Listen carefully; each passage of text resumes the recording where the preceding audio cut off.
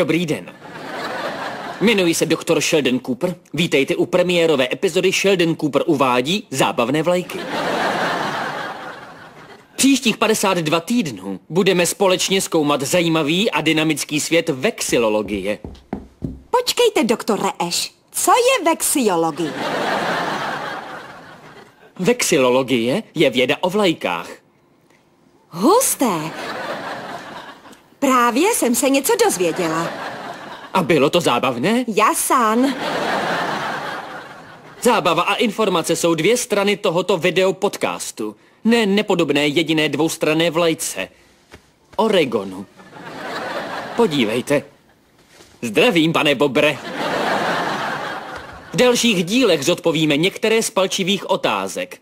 Která je jediná neobdélníková vlajka? Jaké zvíře se nejčastěji vyskytuje na vlajkách? Jaké zvíře je druhé nejčastější na vlajkách? A více. Super!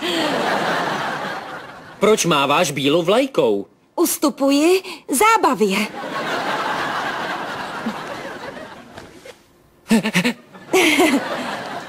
Ale dnešní díl zábavných vlajek nepobaví, ale je důležitý.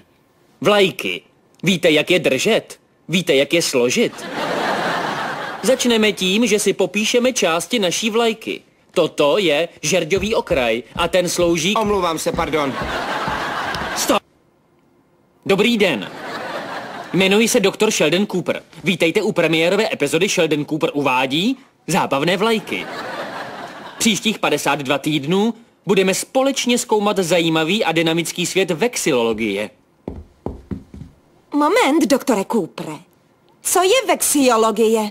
Vexillologie je, proč je na té vlajce obličej? To je vlajka Ferdinanda T. Myslela jsem, že přitáhne mladší diváky.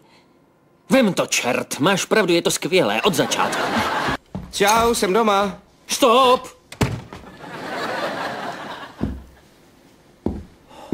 Po 47.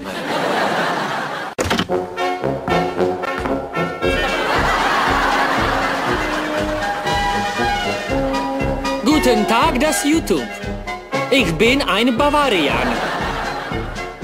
Und ich bin eine Brezel. A tohle je Sheldon Cooper uvádí Spaß Mit Flaggen.